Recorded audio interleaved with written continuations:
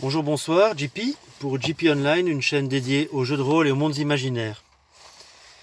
Alors, une vidéo réponse à un sujet amené par Bruno Tremblay d'Atomic Fusion concernant les anecdotes de parties de jeux de rôle dans le cadre du RPG Week saison 2, épisode 26.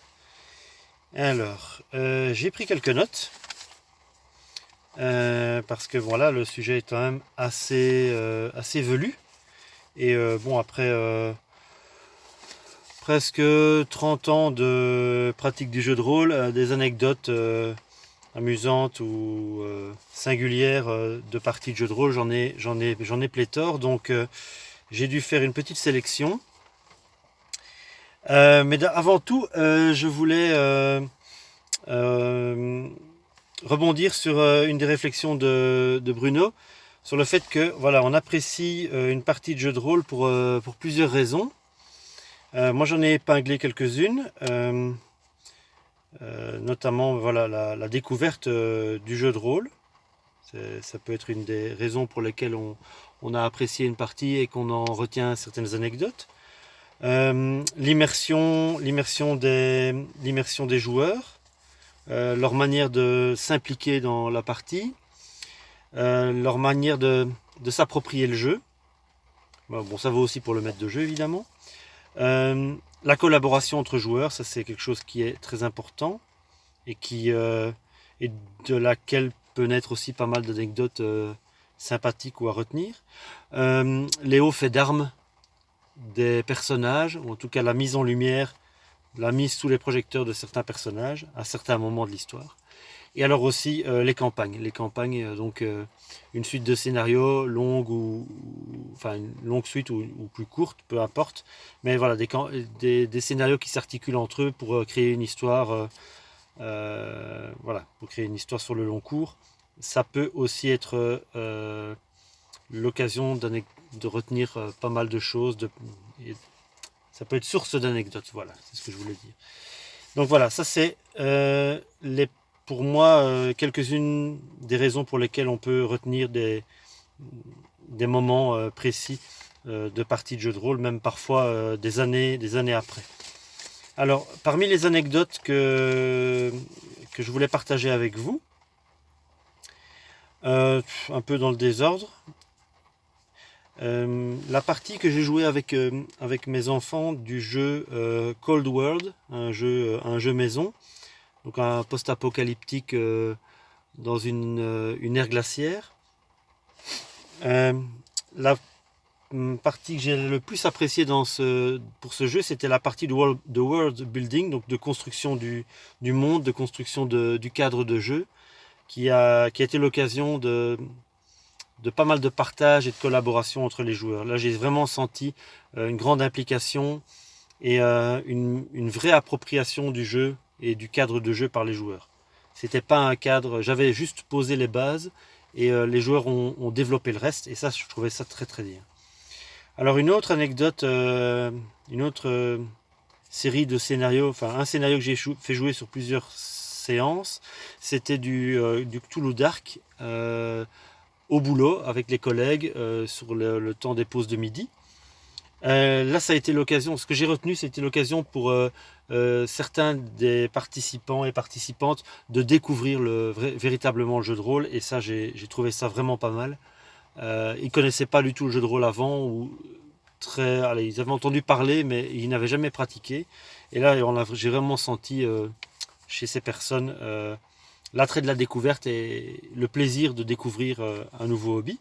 Et d'ailleurs, chaque fois qu'ils me croisent maintenant dans les couloirs, ils me demandent quand on s'y remet. Donc, parce on a joué un scénario qu'on a quand même étalé sur 6, 7, 8 séances, je crois.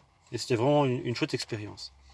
Alors, plus récemment, mais j'en ai déjà parlé dans une vidéo, dans une précédente vidéo, une partie de jeu de rôle dans laquelle j'étais joueur, à l'atelier de jeu de rôle auquel je participe tous les mois. Et c'était la partie qui se passait au Moyen-Âge et où on était appelé à aider un extraterrestre qui était pourchassé par l'Inquisition. Là, j'ai particulièrement apprécié l'originalité du scénario. Voilà, le fait de placer un extraterrestre dans un contexte habituel. C'était vraiment, vraiment très très chouette.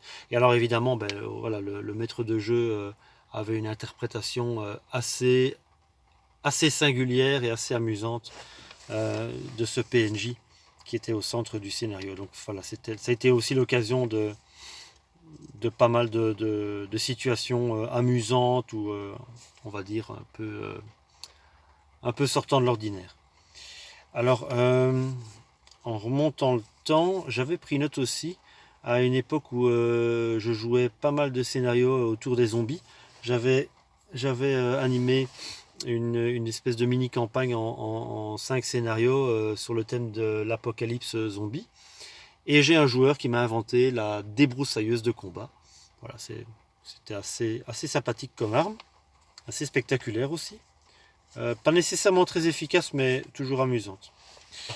Alors en remontant encore le temps, j'ai le souvenir de parties mémorables de Cthulhu Delta Green, où là j'avais eu aussi l'occasion d'animer une longue campagne de scénario maison avec un fil conducteur qui se déployait sur, je crois, 5 ou 6 scénarios.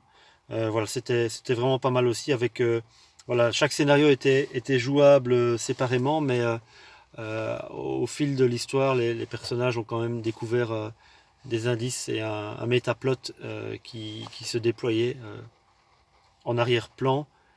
Avec évidemment, le dernier scénario était plus dépendant de l'histoire, de cette trame de fond était un peu l'aboutissement de la campagne, mais c'était vraiment pas mal. Vraiment pas mal.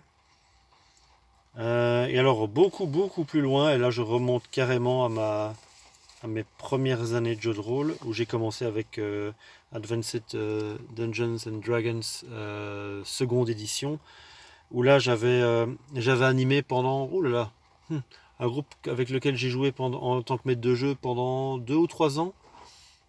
Ils avaient réussi à monter leur personnage à un niveau assez élevé, et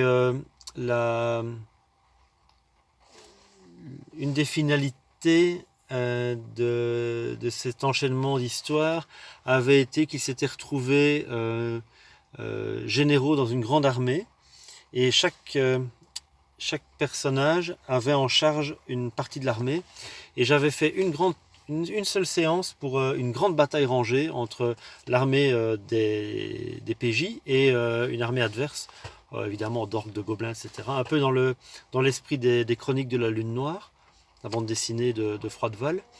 Et voilà, j'avais sur la table, j'avais matérialisé le champ de bataille avec des grandes feuilles A3 sur lesquelles j'avais tracé dessiné la carte du champ de bataille. Les armées étaient matérialisées par des petits dominos de couleurs, et chaque PJ était présent sur le champ de bataille et matérialisé par un pion. Et ce qui avait été pas mal, c'est que la manière dont ils se comportaient pendant la bataille et pendant les combats reflétait la manière dont leurs soldats se comportaient aussi. Donc si le personnage remportait ses combats, le régiment, les détachements armés, les soldats combattaient de concert, et voilà, la bataille partait ils pouvaient gagner la bataille. Si par contre ils étaient mis en difficulté lors de leur combat, là les soldats reculaient avec eux. Et donc là ça a été l'occasion, j'en avais parlé tout à l'heure, de véritables faits d'armes, des hauts faits d'armes pendant la bataille, des morceaux d'héroïsme, et même parfois d'action à la limite du suicidaire de la part des PJ qui voulaient absolument pas renoncer et qui ont mené des charges héroïques. Bon, c'était vraiment pas mal, avec des personnages qui étaient déjà niveau 8 ou 9. Enfin, dans le style dans lequel on jouait, ils étaient déjà très puissants, Et donc voilà, ça a été l'occasion de reproduire d'ailleurs des batailles épiques dignes de romans d'Heroic Fantasy. C'était vraiment bien, bien. Alors évidemment, voilà, je ne pourrais pas tout citer, je ne pourrais pas citer toutes les anecdotes. Je me souviens aussi de parties très amusantes de Star Wars, avec là aussi des grands moments d'héroïsme, où on arrivait à rejouer l'assaut allez, euh, l'assaut de l'étoile noire ou des choses qui s'en approchent, des grands combats épiques entre les PJ et leurs opposants au sabre laser. Voilà, là aussi, dans Star Wars, c'est un des jeux qui offre le plus de possibilités d'action héroïque. En tout cas, enfin, j'ai pas de souvenir comme ça précis, mais voilà, c'était toujours très, très haut en couleur. Voilà, donc ce sera, je pense, oui, je suis déjà à 11 minutes de vidéo, donc voilà, j'en ai dit assez. Voilà quelques-unes des anecdotes que j'ai retenues enfin, que j'ai sélectionnées de mes 25-30 ans de pratique de jeu de rôle. J'en ai certainement oublié, mais voilà. Donc si vous avez des commentaires, n'hésitez pas à les laisser en bas de la vidéo. Je vous remercie pour votre écoute et je vous souhaite une bonne soirée, une bonne nuit ou une bonne journée, où que vous soyez.